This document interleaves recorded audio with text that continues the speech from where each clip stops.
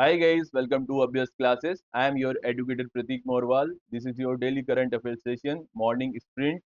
एक बहुत ही precise, exam oriented और इजी टू अंडरस्टैंड रहने वाला करंट अफेयर्स का सेशन जो कि उन सभी स्टूडेंट्स को टारगेट करता है जो यूपीएससी, एसएससी, बैंकिंग, डिफेंस या किसी भी स्टेट के पीसीएस की तैयारी कर रहा है। इस क्लास में जो इन्फॉर्मेशन के सोर्स रहते हैं वो रहते हैं न्यूज़पेपर, जिसमें the Hindu, Al Jazeera, Mint, Indian Express, Economic Times जैसे न्यूज़पेपर से न्यूज़ को कवर किया जाता है। रिसेंटली आपने यूपीएससी का एक ट्रेंड देखा होगा, इसमें करंट अफेयर्स पूछने का उसका जो सोर्स रहता है वो होता है पीआईबी और एआईआर, वहां से भी इस न्यूज़ को कवर किया जाता है। इसीलिए ये सेशन आपके लिए इंपॉर्टेंट हो जाता है। आपको करना क्या है, आपको डेली इस सेशन के साथ कंसिस्टेंटली बना रहना है। चैनल नया है तो सब्सक्राइब करना है और इस सेशन को उन सभी स्टूडेंट के साथ शेयर करना है जो कि इन सभी एग्जाम की प्रिपरेशन कर रहे हैं। तो आइए स्टार्ट करते हैं 29 जुलाई 2026 की सेशन को। लेकिन उससे पहले हम देखते हैं हमारा डेली का रिचुअल, जिसमें हम एक दिन पुरानी न्यूज़ को कवर करते हैं। 28 जुलाई की पहली न्यूज़ थी आपकी, चाइना के ओपन सोर्स एआई मॉडल से यूएस की एआई बादशाह को चुनौती। वो कौन सा मॉडल था? कीमी के 3। चाइना ने नया मॉडल बनाया। दूसरी इंपॉर्टेंट न्यूज़ थी, पाकिस्तान ऑक्यूपाइड कश्मीर में विधानसभा के चुनाव हो रहे हैं 2026 के, और साथ ही साथ वहां पे क्या हो रहा है, विरोध प्रदर्शन हो रहे हैं और राजनीतिक तनाव भी बढ़ता चला जा रहा है। तीसरी इंपॉर्टेंट न्यूज़ थी, परीक्षा सुरक्षा को मजबूत करने के लिए anti paper leak amendment bill 2026 Lok Sabha में पेश किया गया था। फोर्थ इंपॉर्टेंट न्यूज़ थी, भारत और नेपाल सीमा पार। अब जो नेपाली सिटीजन्स होंगे और इंडियन सिटीजन्स होंगे वो क्या करेंगे, 200 और 500 के इंडियन करेंसी के नोट को ला सकते हैं और ले जा सकते हैं। फिफ्थ इंपॉर्टेंट न्यूज़ थी आपकी, राजस्थान का स्टेट वाटर प्लान 2047 लॉन्च किया गया है, जो कि वाटर सिक्योरिटी और वाटर सस्टेनेबिलिटी को ध्यान में रख के किया गया है। सिक्स इंपॉर्टेंट न्यूज़ थी आपकी, नासा ने एक मिशन को लॉन्च किया है जिसका नाम है प्रैक्सिस। ये मिशन क्या करता है, ये शनि ग्रह यानी कि सैटर्न जो प्लेनेट है उसके साइड में क्या है, आपकी रिंग्स है, उस पे क्या करेगा, ये शोध करेगा, प्रैक्टिस। सेवंथ इंपॉर्टेंट न्यूज क्या है आपकी, सुप्रीम कोर्ट ने संविधान ऑर्डर 1950, जिसमें शेड्यूल कास्ट की बात होती है, कि क्लोज 3 को बरकरार रखा है अपने डिसीजन में। यानी कि एक ऐसा कानून जिसमें शेड्यूल कास्ट क्या करता है, अपना धर्म परिवर्तन करता है। हिंदू, बुद्धिज्म और सिखिज्म के अतिरिक्त अगर वो किसी अन्य धर्म में जाता है, चाहे हम बात करें इस्लाम की, चाहे हम बात करें ईसाई की, इन दो धर्मों में अगर वो जाता है तो उसका शेड्यूल कास्ट का दर्जा समाप्त हो जाएगा। ठीक है, धर्म परिवर्तन अगर इन दो धर्म में करता है तो उसका शेड्यूल कास्ट का दर्जा समाप्त हो जाएगा और उसको जो गवर्नमेंट का एडवांटेज मिलता है पॉलिसीज का या फिर रिजर्वेशन का, वो समाप्त हो जाएगा। आठवां सीआरपीएफ राइजिंग डे 27 जुलाई को था, इसमें देश की सबसे बड़ी सेंट्रल आर्म पुलिस फोर्स के 87वें स्थापना दिवस को आयोजन किया गया। ठीक है, आंसर ऑफ क्यूज, आंसर क्या था कल के क्वेश्चन का? B, thermal infrared bed. हमने 28 जुलाई की सारी न्यूज को कवर कर लिया है। 29 जुलाई का हमारा पहला न्यूज रहेगा, 7 reason behind Assam unprecedented floods 2026। हमारे देश में एक बार में एक ही स्टेट पे या एक ही यूटी पे ध्यान दिया जाता है। अभी काफी लंबे समय से हम दिल्ली पे ध्यान दे रहे थे। क्यों? क्योंकि दिल्ली में प्रोटेस्ट हो रहे थे, किसके अगेंस्ट? नीट के पेपर लीक के अगेंस्ट। सीजेपी पार्टी कर रही थी, जेएनजी आ रही थी, लेकिन हमने आसाम पे ध्यान ही नहीं दिया। जैसे ही दिल्ली से हमारा ध्यान हटा, हमारा ध्यान वापस जाता है आसाम पे। आसाम पे इस समय क्या हो रहा है, बहुत बड़ा खतरा आ रहा है, जिसको कहते हैं बाढ़ का खतरा, एक नेचुरल डिजास्टर। अब बाढ़ तो आ गई है वहां पे क्या हो रहा है, लगभग 600 गांव डिस्प्लेस्ड हो गए हैं। ठीक है, और वहां पे कई लोगों की मौत हो गई है। आंकड़ा बताया जा रहा है कि ये मौत भी 60+ है। 60+ लोगों की मौत हो गई है ना। नेशनल डिजास्टर मैनेजमेंट की टीमें काम कर रही है। तो ये सारा वहां पे क्या चल रहा है, ह्यूमैनिटेरियन अप्रोच चल रही है। सारा काम गवर्नमेंट की तरफ से चल रहा है, लोगों की तरफ से चल रहा है, ये तो हो रहा है। लेकिन असम में इतनी बड़ी बाढ़ आने के रीजन क्या है, ये आपको जानना सबसे बड़ा जरूरी है। ठीक है, इसके लिए हमने यहाँ पे 7 रीजन को कंक्लूड किया है। पहला रीजन समझिए आप, एक्सट्रीम रेनफॉल। अब ऐसा तो है नहीं कि रेनफॉल जो हो रहा है आसाम में हो रहा है उसकी वजह से ही वहां पे बाढ़ आएगी, नहीं। आसपास का जो रीजन है, आसाम अपने साथ 8 स्टेट के बॉर्डर को शेयर करता है, ठीक है, और 2 इंटरनेशनल बॉर्डर को शेयर करता है। तो इसलिए आसाम के जो आसपास के एरियाज हैं वो क्या है, हिली एरियाज में, वहां पे पानी पड़ेगा, वहां पे बरसात आएगी, तो वो पानी कहाँ पे आएगा, वो आसाम के मैदानी क्षेत्र में आएगा, ठीक है। आसाम की राजधानी का नाम क्या है, दिसपुर, तो भी याद रखिए। पहला रीजन देखते हैं, एक्सट्रीम रेनफॉल। जो अनयूजली हैवी रेनफॉल हो रहा है कहाँ पे, पहली तो नागालैंड में, एक इसका पड़ोसी राज्य है, और अपर असम में ये हो रहा है caused of sudden rise in river water level. इस सब की वजह से सडनली क्या होता है, रिवर में वाटर लेवल बढ़ता है और ट्रिगरिंग करता है widespread flooding. Next important reason देखते हैं अपन, क्लाइमेट चेंज। आपको पता है कि जिस तरीके से ग्लोबल वार्मिंग बढ़ रही है उसी वजह से क्लाइमेट चेंज हो रहा है। ये जो मानसून आता है वो पहले आ जाता था, अब इतना लेट आ रहा है, कब बारिश होगी, कैसे होगी, सर्दियां कितनी छोटी हो गई है, गर्मियां इतनी तेज हो गई है कि टेम्परेचर इतना होता है, ये सब किसकी वजह से होता है, क्लाइमेट चेंज की वजह से होता है।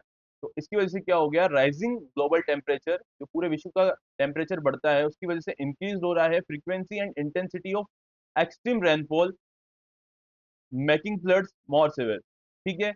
इन सब की वजह से फ्लड्स ज्यादा आ रहे हैं क्लाइमेट चेंज की वजह से। तीसरा important point, high water level in the Brahmaputra river.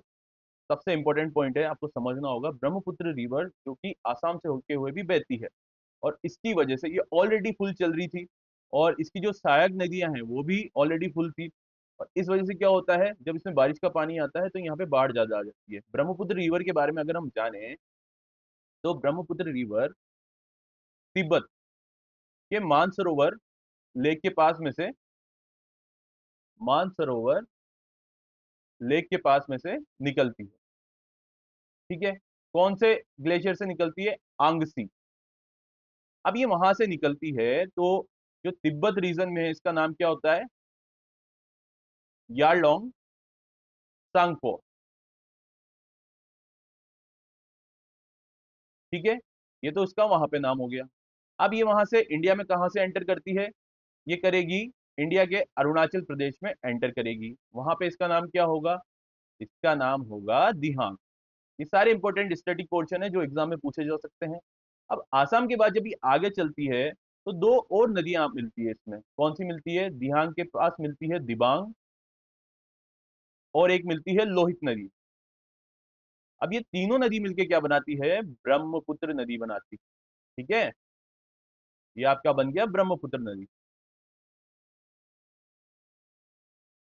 अब ये ब्रह्मपुत्र रिवर आसाम में होते हुए जाती है, तो यही क्या कर रही है, फ्लड का कारण हो रही है, ठीक है। अब ब्रह्मपुत्र रिवर के बारे में जब इतना जान लिया है तो अब इसको भी ये जान लीजिए कि ये कहाँ पे जाके मिलती है, ये बे ऑफ बंगाल में मिलती है। अब बे ऑफ बंगाल में यानी कि बांग्लादेश से होती हुई जाती है, वहां पे इसका नाम रहता है जमुना। ये जमुना जो इंडिया की गंगा है उसका नाम बांग्लादेश में क्या रहता है, पद्मा। और ये जमुना और पद्मा मिलके क्या बनाती है, बांग्लादेश में एक नई नदी जिसका नाम रहता है मेघना। और ये मेघना नदी ही कहाँ मिलती है, बे ऑफ बंगाल में, और सबसे बड़ा डेल्टा बनाती है विश्व का, सुंदरबन डेल्टा। समझ में आया आपको ब्रह्मपुत्र रिवर के बारे में। ब्रह्मपुत्र रिवर में बाढ़ आने का या फिर ओवरफ्लो होने का एक कारण और भी है कि जो आसपास के हिली एरियाज है वो कौन से माउंटेन्स है, वो यंग फोल्ड माउंटेन्स है। तो ये यंग फोल्ड माउंटेन्स क्या अभी तो बन ही रहे हैं, इसीलिए वहां पे मिट्टी का कटाव और चट्टानों का कटाव बहुत जल्दी हो जाता है, और वहां से क्या होता है, जब वो पानी में आ जाएगा यानी कि नदी में आ जाएगा तो एक जो वाटर स्टोरेज की कैपेसिटी है नदी की वो तो कम हो जाएगी, इसलिए वाटर ओवरफ्लो ही होता रहेगा। मैन मेड रीजन क्या है असम में बाढ़ आने का, माइनिंग एंड एक्सेसिव एक्सकवेशन, बहुत ज्यादा खुदाई हो गई है और माइनिंग हो गई है, ठीक है। Large scale excavation and mining in the river valley, वहां पे रिवर वैली है, हमने बात करी है ब्रह्मपुत्र रिवर वैली के बारे में। इससे होता है increase the flow of mud and debris into reverse. वही बात, जब कचरा ज्यादा आ जाएगा, डेब्रिस आ जाएगा, या फिर रिवर का मड आ जाएगा, तो क्या होगा वहां पे, ओवरफ्लो होने लग जाएगी, है ना, क्योंकि वाटर कैरिंग कैपेसिटी कम हो जाएगी। और चीज देखते हैं अपन, डिफोरेस्टेशन। क्योंकि जब पानी बहता है जंगलों से तो जो पेड़ की जड़ें होती है वो पानी को रोक लेती है, अपने है ना जमीन में नीचे उसको धीरे धीरे लेके जाती है, लेकिन वहां पे जब पेड़ ही नहीं रहेंगे, ह्यूमन सेटलमेंट ज्यादा होने लगेंगे, नगरीय विकासकरण होने के नाते जो सरकार की पॉलिसी हो रही है वो पॉलिसी को एक तरीके से प्लानिंग करके नहीं बनाया जाता कि हाँ डेवलपमेंट के नाम पे जंगल काट दो। तो जो ये डिफोरेस्टेशन हो रहा है, rapid loss of forest cover, reduce water absorption by the soil, मिट्टी एब्जॉर्ब नहीं कर पा रही है, इससे क्या होता है, leading the faster surface run of, पानी अब तेज बहाव में बहेगा। ठीक है, नेक्स्ट देखते हैं हेवी सिल्ट डिपोजिशन। वही बात, मिट्टी कहाँ चल जाएगी, रिवर बेड्स में, यानी कि नदी के अंदर चल जाएगी, तो ओवरफ्लो तो होना बहुत ज्यादा है, क्योंकि वहां पे क्या होगा, वाटर कैरिंग कैपेसिटी नहीं रहेगी। Release of water from Doyang hydro electric project, एक दोयांग हाइड्रो इलेक्ट्रिक प्रोजेक्ट है, वहां से क्या किया गया है, पानी को छोड़ा गया है। क्यों? क्योंकि उसकी भी एक कैपेसिटी होती है, अगर वहां पे भी पानी ज्यादा भरेगा तो वहां से पानी छोड़ना पड़ेगा। इसी वजह से क्या हुआ है, डाउन स्ट्रीम में पानी ज्यादा हो गया है। ठीक है, इसलिए असम में बाढ़ आ रही है। असम में बाढ़ आ गई है, इसका मतलब ये नहीं है कि थोड़े दिनों में ठीक हो जाएगा, नहीं। बाढ़ को रोकने के लिए क्या करना पड़ेगा आपको, प्री प्लान, प्रेजेंट प्लान और पोस्ट प्लान। प्री प्लान में क्या करना पड़ेगा कि ये जैसे सारी चीजें हैं, माइनिंग की, एक्सकवेशन की, डिफोरेस्टेशन की, इन सब चीजों को रोकना पड़ेगा। प्रेजेंट में क्या, जब बाढ़ आएगी, है ना, एनडीआरएफ की टीम, एसडीआरएफ की टीम और सरकार की तरफ से ह्यूमैनिटेरियन अप्रोच, है ना, ये सारी चीजें वहां पे पहुंचाई जाएगी। और देश की जनता भी क्या कर रही है, असम को बचाने के लिए डोनेशन कर रही है, ये सारी चीजें करी जाएगी। बाद में क्या होगा, बाद में ये इन सारे लोगों को क्या करना पड़ेगा, निकालना पड़ेगा। वहां पे कल्टीवेशन का जो लैंड खत्म हो गया है उसको फिर से रिकवर करना पड़ेगा। अभी तो वहां पे कुछ ऐसी जगह है जहाँ पे सरकार की हेल्प भी नहीं पहुंच रही है। क्यों? क्योंकि जो मिट्टी आई है नदियों के साथ बहते हुए, वो इतनी ज्यादा आ गई है कि रोड टूट गए हैं, पूरी मिट्टी रोड पे जम गई है, हो सकता है उसके नीचे भी लोग जमा हो। ठीक है, तो ऐसा नहीं है कि ये दो दो दिन का खेल है या फिर 10 दिन में प्रॉब्लम सोल्व हो जाएगी, नहीं। आने वाले लंबे समय में आ, भारत की जो अर्थव्यवस्था है उसको असम को कंट्रीब्यूट करना पड़ेगा, क्योंकि असम में बहुत ज्यादा प्रॉब्लम आने वाली है। ठीक है, ये रीजन हमने समझा। दिल्ली के बाद हमने बात कर ली असम की। नेक्स्ट न्यूज देखते हैं अपन, Ukraine Iran tension escalate after Caspian sea vessel strike. अब आपने ये तो पढ़ा होगा, रशिया और यूक्रेन के बीच में युद्ध हो रहा था, कब से, 2022 से ही। और वेस्ट एशिया की बात करें तो ईरान वर्सेस यूएसए, जिसमें इसराइल भी शामिल है। इन ये दो युद्ध तो चल ही रहे हैं।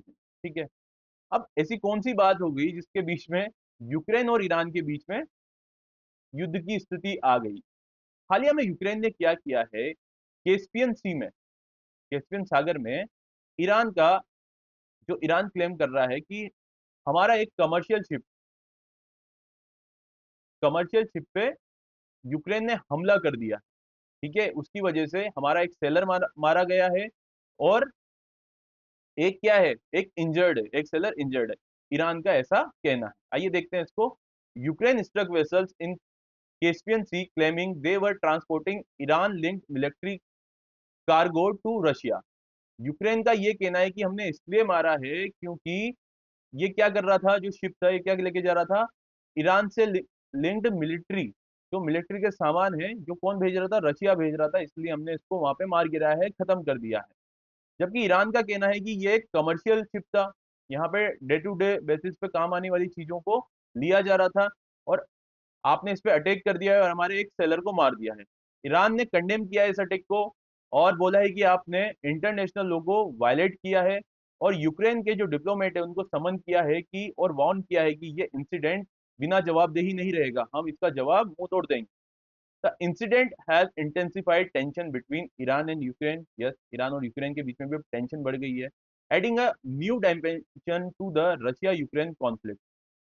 ठीक है, समझिए आप, यूक्रेन का झगड़ा किससे है, रशिया से। अब ये युद्ध क्यों हुआ था, ये युद्ध यूक्रेन के नाटो का मेंबर बनने की वजह से हुआ था। नाटो क्या है, नॉर्थ अटलांटिक ट्रीटी ऑर्गेनाइजेशन, जो कि 1949 में बनाई गई, सेकेंड वर्ल्ड वॉर के बाद, जब दो सुपर पावर हो गई थी, एक तो हो गया था यूएसए और प्लस वेस्टर्न कंट्रीज, और एक हो गया था आपका यूएसएसआर। तो यूएसएसआर के हमले से बचने के लिए यूएसए और वेस्टर्न कंट्रीज ने एक ग्रुप बनाया जिसको बोला नॉर्थ अटलांटिक ट्रीटी ऑर्गेनाइजेशन। इसके तहत जो भी किसी एक कंट्री पे, इस ग्रुप के एक कंट्री पे अटैक होता है तो सारी कंट्रीज एक साथ आ जाती है और मिलिट्री सपोर्ट देती है। और यूक्रेन क्या कर रहा था, यूक्रेन रशिया का नेबरिंग कंट्री होने के नाते नाटो को ज्वाइन कर रहा था, और रशिया ये बोल रहा था कि जब यूक्रेन भी एक तरीके से बफर जोन का काम कर रहा है नाटो कंट्रीज और रशिया के बीच में, जब यूक्रेन भी इसको ज्वाइन कर लेगा तो हमारी सिक्योरिटी को खतरा होगा, इसलिए हम इस पे अटैक करेंगे। ठीक है। अब ईरान वर्सेस यूएसए तो पता ही है, यूएसए ईरान को बोल रहा है कि आप अपने न्यूक्लियर प्रोग्राम्स को बंद कर दीजिए। ठीक है। और यहाँ पे जितना भी तेल है इनडायरेक्टली यूएसए को चाहिए। तो ये सारी चीजें हैं। नेक्स्ट देखते हैं अपन इसमें, Ukraine Iran tension escalated after Caspian sea vessel strike. Iran इतना एंग्री क्यों है? क्योंकि यूक्रेन ने क्या किया है, attack on a Iranian vessel. ठीक है। दूसरा, थ्रेट टू इकोनॉमिक इंटरेस्ट। अब बात करेंगे ईरान और रशिया के बीच में होने वाले ट्रेड को, एक ही रूट है, कौन सा है? कैस्पियन सी वाला। अब जब इसी पे हमले होने लग जाएंगे तो क्या होगा, जो उनके इकोनॉमिक इंटरेस्ट है वो खत्म होने लगेंगे। तीसरा, impact on defence cooperation.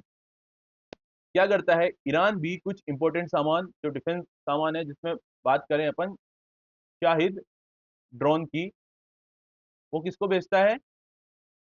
Russia को बेचता है। तो जो डिफेंस उपकरण है, डिफेंस के सामान हैं, इन दोनों के बीच में कैसे आते हैं? कैस्पियन सी के थ्रू ही आते हैं, इसलिए क्या होगा, ये भी इम्पैक्ट होगा। Any disruption in black sea, Caspian sea और रेड सी और strait of Hormuz could increase. जब कैस्पियन सी में ये प्रॉब्लम आएगी तो ब्लैक सी में भी आएगी, क्योंकि ब्लैक सी से सबसे ज्यादा ट्रेड किसका होता है? यूक्रेन का होता है। चाहे बात करें उसके ग्रेनरीज की, कैस्पियन सी में अब दिक्कत आने ही लगी। अभी देखा आपने, रेड सी में इंडिया या फिर एशिया और यूरोप को जोड़ने वाला एक सबसे सघन ट्रेड मार्ग है। स्ट्रेट ऑफ हॉर्मुज में तो ऑलरेडी प्रॉब्लम आने लगी है।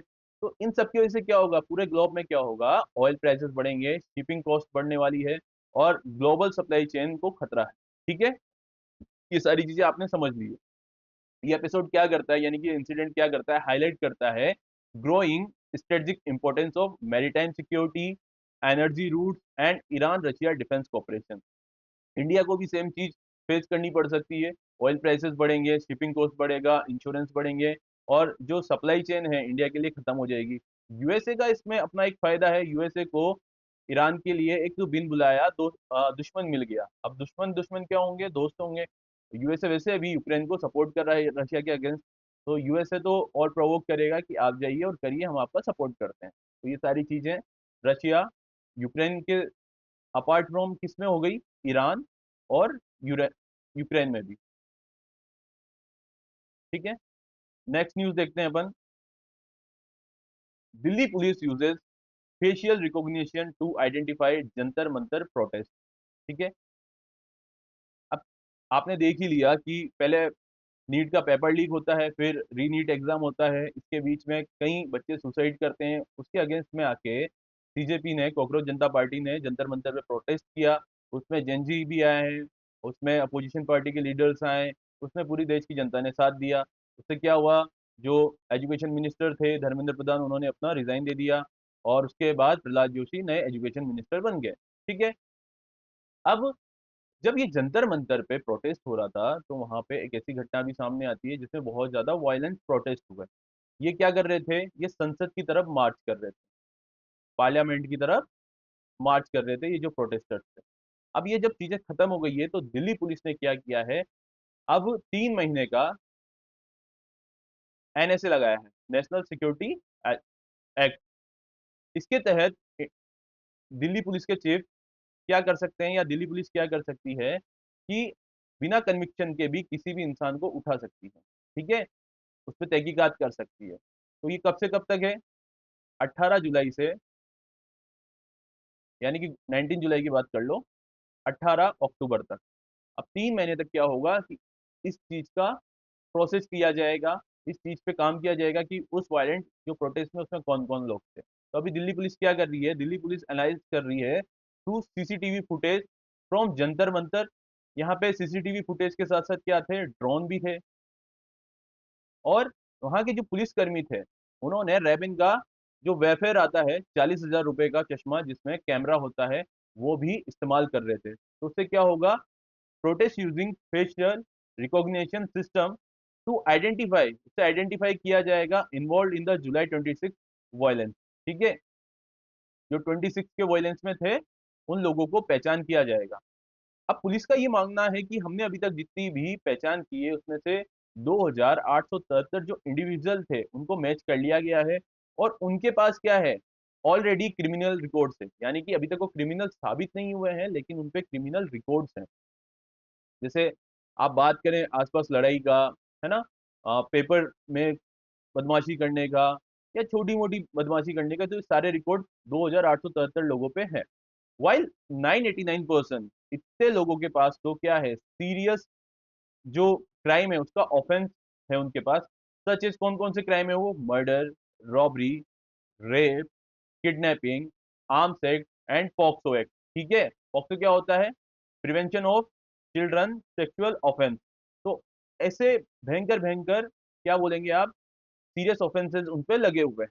तो आप देख सकते हैं कि वहां पे स्टूडेंट्स तो थे ही लेकिन इस तरीके के क्रिमिनल्स भी थे। ठीक है, police elite that the footage showed stone pelting. Footage क्या बता रहा है, पत्थर मारना, पुलिस पे, पुलिस के लोगों पे अटैक करना, डैमेज करना किसको, पब्लिक प्रॉपर्टी को, आसन and breach of the security barricade, security barricades को भी तोड़ देना। वो जो वहां पे रील्स बना रहे थे ना, जैमर के बाहर जाके रील्स को शेयर कर रहे थे, पुलिस ने उन सब का भी ध्यान रखा है, उनको भी ट्रैक किया है, वो किस किस किस के नाम पे वो सिम्पली सारी चीजें ट्रैक की जा रही है अब। ठीक है, the incident has revived the debate over the use of AI based facial recognition. एक डिबेट पैदा करता है कि एआई बेस्ड फेशियल रिकॉग्निशन जो बैलेंस करता है public security with the right to privacy and civil liberty. Police तो ये बोल रही है कि पब्लिक सिक्योरिटी के लिए जो एआई बेस्ड फेशियल रिकॉग्निशन है ये बहुत जरूरी है, साथ ही साथ यहाँ पे राइट टू प्राइवेसी और सिविल लिबर्टीज का भी प्रश्न खड़ा हो जाता है। ठीक है, अब आने वाले समय में क्या होगा, आने वाले 6 से 8 महीने में जो भी लोगों को पहचाना जाएगा उनके घर पे एक नोटिस पहुंच जाएगा कि आपने ऐसा ऐसा किया था, या तो आपको फाइन भरना पड़ेगा या आपको इतने वर्ष की जेल होगी। आने वाले समय में आपको क्या किया जाएगा, आपको एग्जाम नहीं दिया जाएगा। ये तो अनाउंस हो ही गया है कि जिन्होंने वायलेंट प्रोटेस्ट किया है, बहुत ज्यादा किया है, उनके पासपोर्ट जब्त कर लिए जाएंगे या फिर नए पासपोर्ट नहीं बनेंगे। तो जब सीजेपी पार्टी और बीजेपी गवर्नमेंट के बीच में सुलह हुई तो उनमें यही हुआ था कि जो भी प्रोटेस्टर्स थे उन पे जो एफआईआर हुई है उनको बंद कर दिया जाए।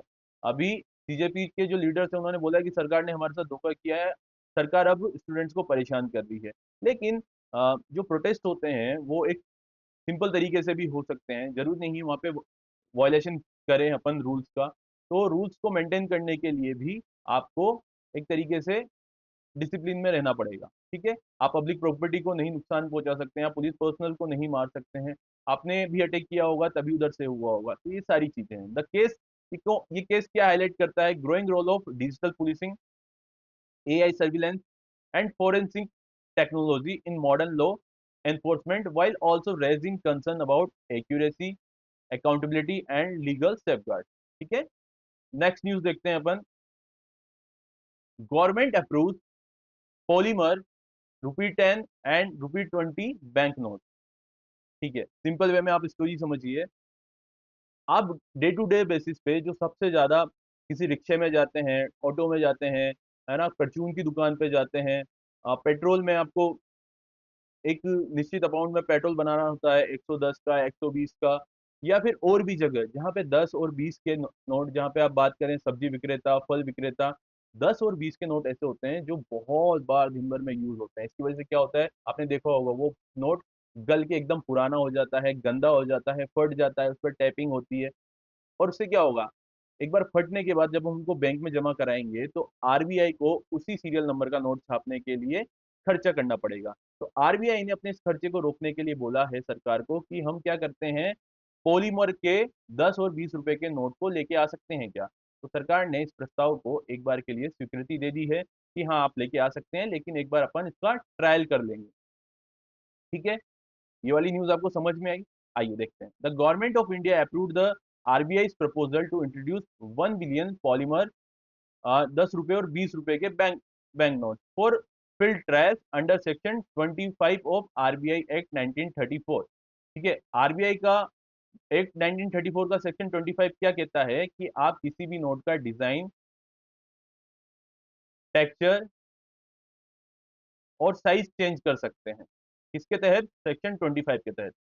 पॉलीमर के जो बैंक नोट रहेंगे, अभी तक किसके चलते हैं नोट, अभी तक कपास बेस्ड एक कागज के नोट चलते हैं, ठीक है। अब क्या होंगे, पॉलीमर किसका होगा, प्लास्टिक का होगा, ठीक है।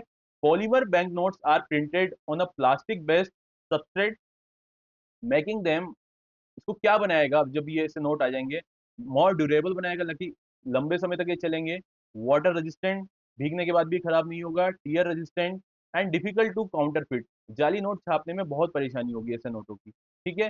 The ₹10 and ₹20 denomination were selected because they were are widely use in daily transaction, हमने बात कर ली कि डेली ट्रांजेक्शन में सबसे ज्यादा इनका इस्तेमाल होता है, ठीक है। And wear out quickly due to frequent circulation, बहुत जल्दी ये फट जाते हैं। नेक्स्ट हम बात करते हैं, Bharatiya reserve bank note Mudra private limited ने क्या किया है, इनिशिएट कर दिया है procurement of opacified polymer substrate sheet, यानी कि उन्होंने एक विज्ञापन जारी कर दिया है जिसमें उनको इस पॉलीमर की शीट की जरूरत है, क्योंकि आने वाले समय में इन नोट को बनाएंगे ना वो। अब आप देखिए, ये पुराना 10 का नोट है, यानी कि अभी तो नया ही है, आने वाले समय में पुराना हो जाएगा। तो इस पे क्या है, कोणार्क का सूर्य मंदिर, इसके पीछे क्या छपा है, कोणार्क का सूर्य मंदिर। और 20 रुपए के नोट में क्या है, एलोरा की गुफाएं, एलोरा केव। तो ये एग्जाम में पूछे जाने वाले क्वेश्चन है। अब नया, आपने देख तो लिया एडवांटेज क्या होगा जो पॉलीमर के नोट होंगे, लेकिन उसके डिसएडवांटेज क्या रहेंगे।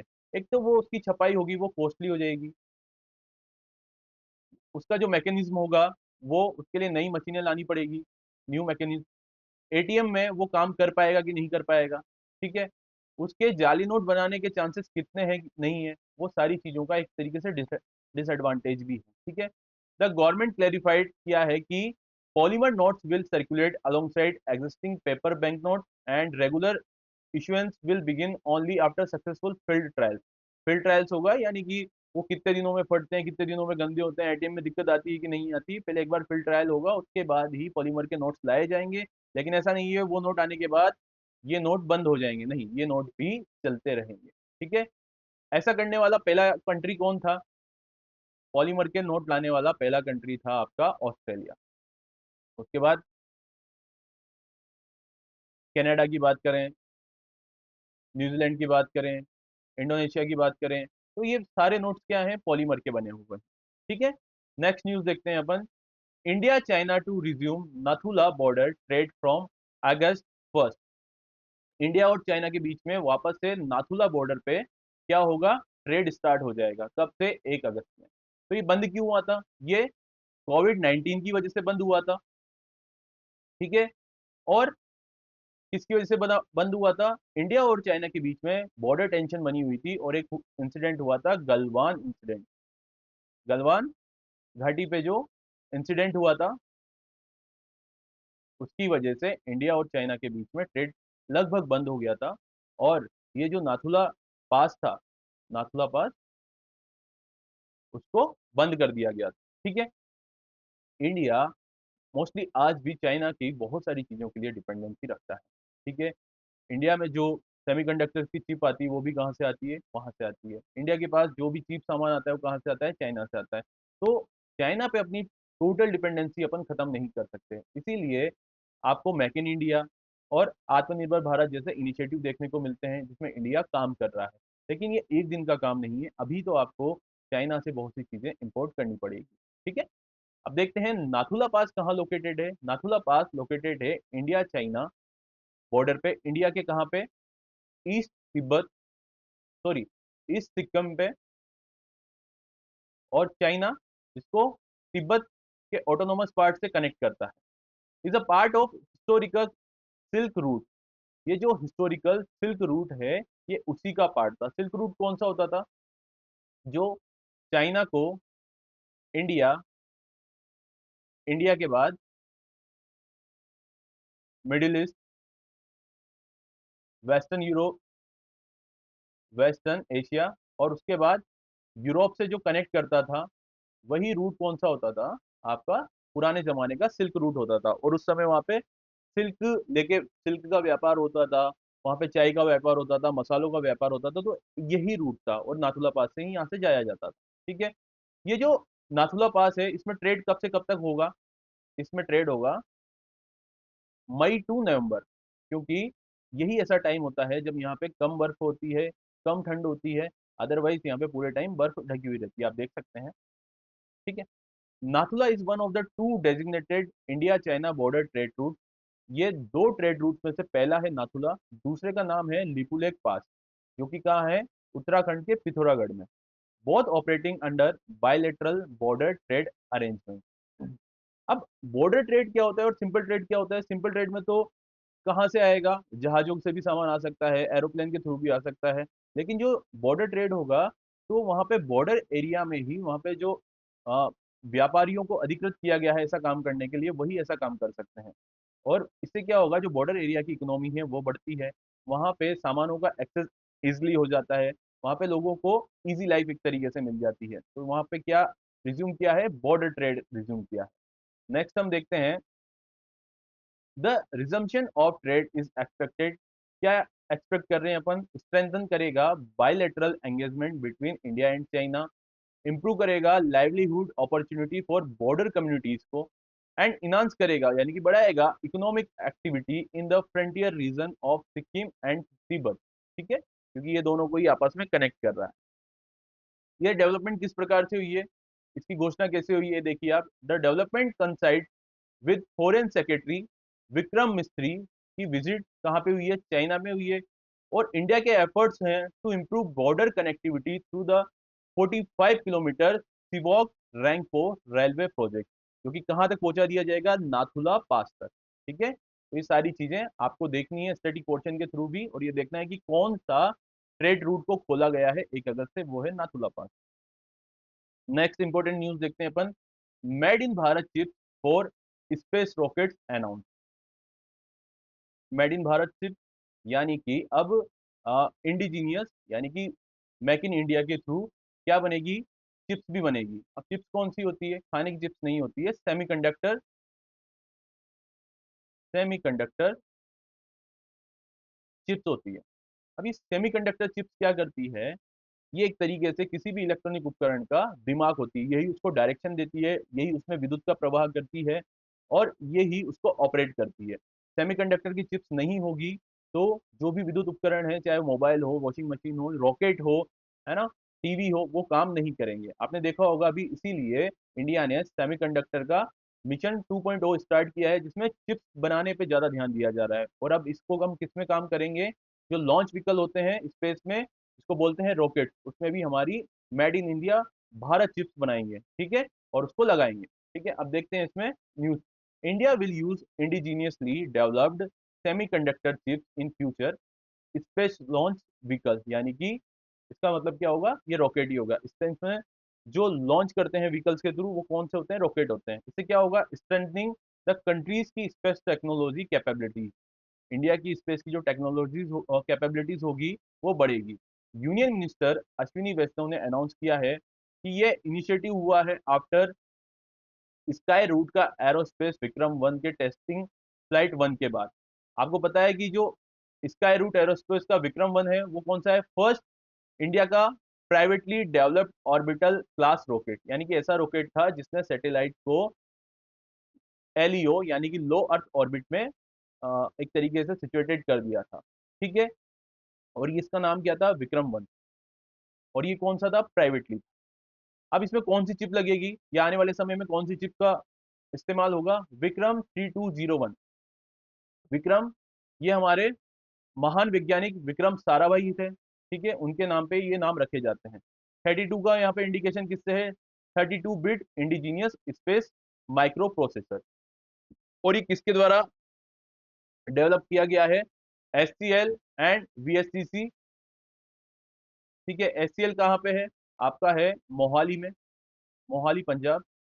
और ये विक्रम साराभाई स्पेस सेंटर कहाँ पे है, आपका है केरला, तिरुवनंतपुरम में। And successfully validation of poem 4 during the PSLV C60 mission. PSLV का होता है polar satellite launch vehicle, C60 mission में भी इसका इस्तेमाल कर लिया गया।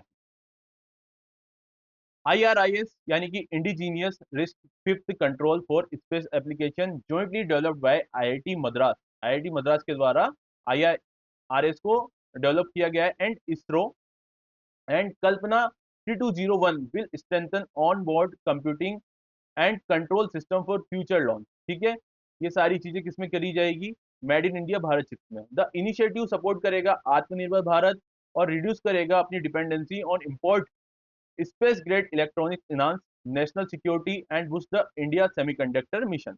ठीक है, अब ये जो चिप्स होगी, ये चिप्स नॉर्मल चिप्स नहीं होगी, क्योंकि जो स्पेस में रॉकेट जाते हैं उसमें वाइब्रेशन भी होता है, वो कहाँ पे जाते हैं? वैक्यूम में भी पहुंचते हैं, और वहाँ पे एक कंप्यूटिंग डायरेक्शन भी देनी होती है कि किस तरीके से वहाँ पे काम करेगा और वहाँ पे इंफॉर्मेशन कैसे लेके आएगा।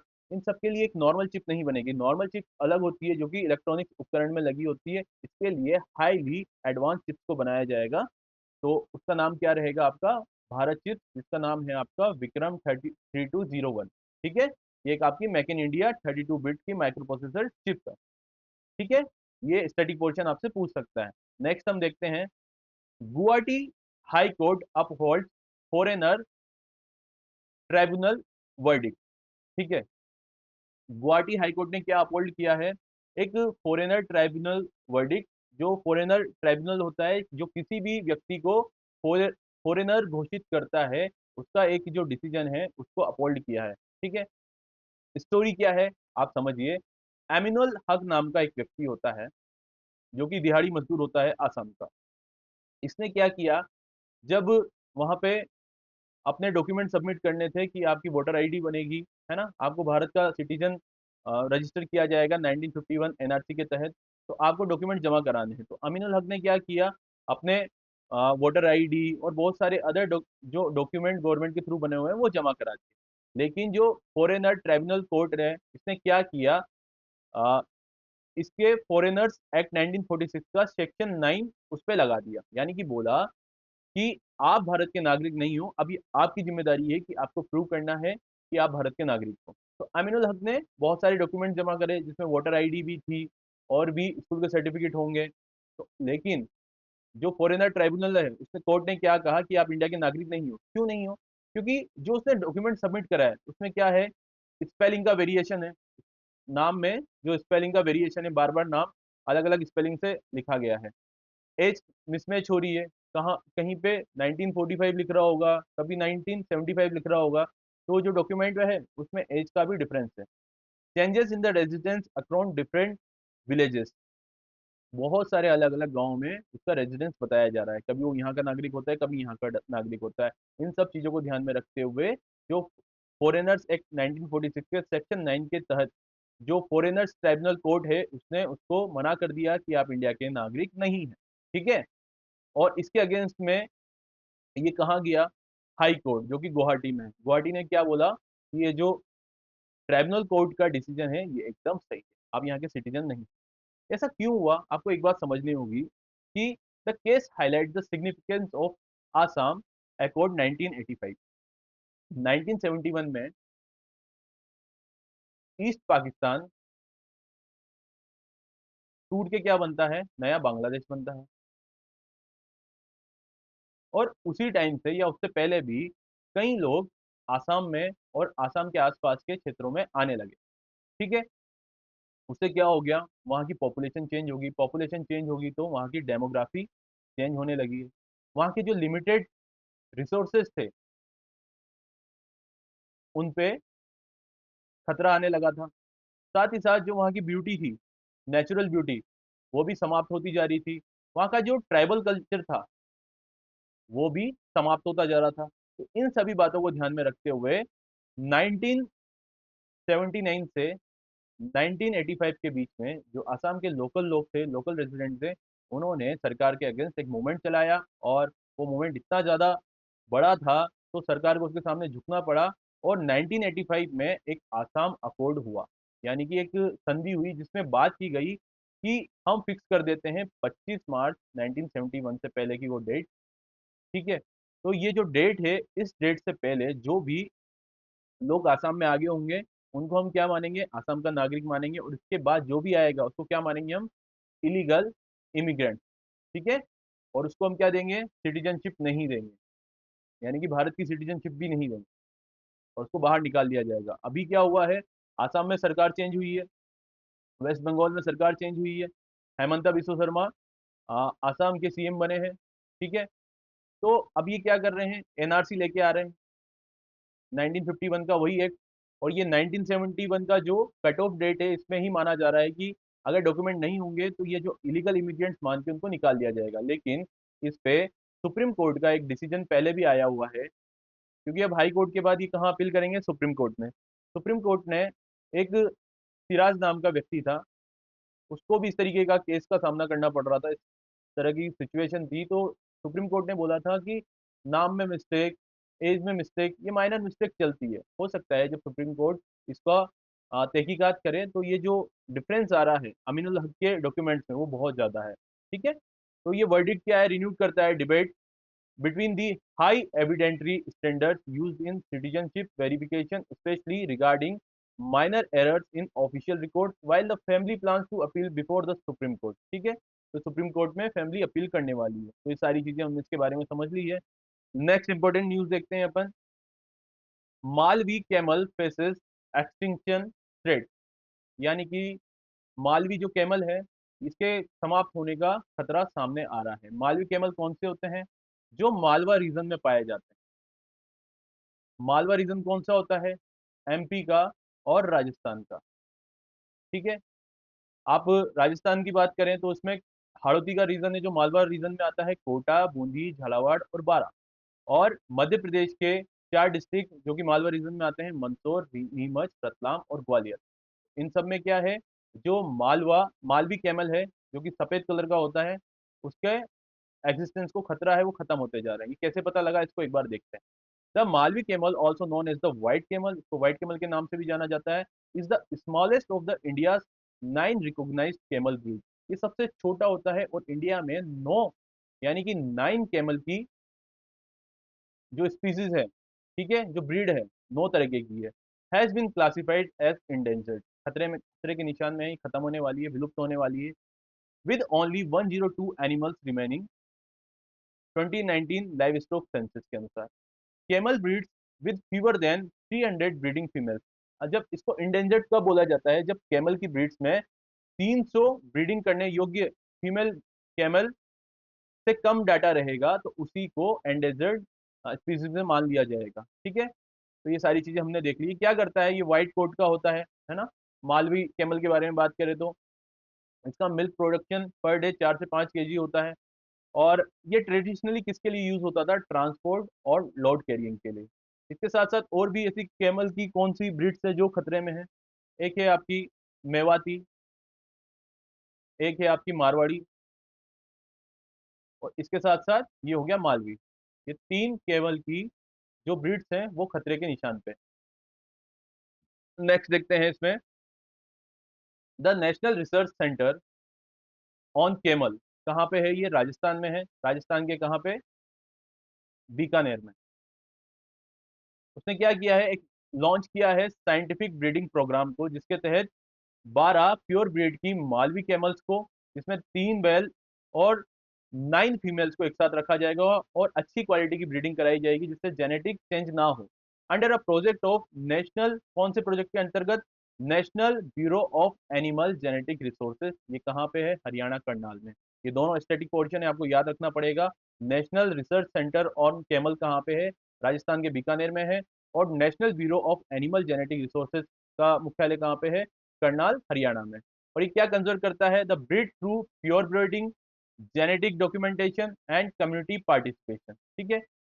इसका इस्तेमाल अब इसलिए भी कम हो गया है क्योंकि अब ट्रक के थ्रू, मेटाडोर के थ्रू या फिर और भी व्हीकल ट्रांसपोर्ट के थ्रू सामान को एक जगह से दूसरी जगह पे ले जाया जा रहा है, इसलिए जो मालवी कैमल्स है उनका इस्तेमाल कम हो गया है। दूसरा इसका रीजन ये है कि जो चारा खाने की व्यवस्था है, चारा खाने की जगह है, वो कम हो रहा है।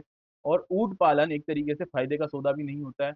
इस वजह से ये जो ब्रीड है ये विलुप्त होने की कगार पे है। आज की लास्ट न्यूज को हम कवर करते हैं, Anahat Singh wins world junior squash title 2026।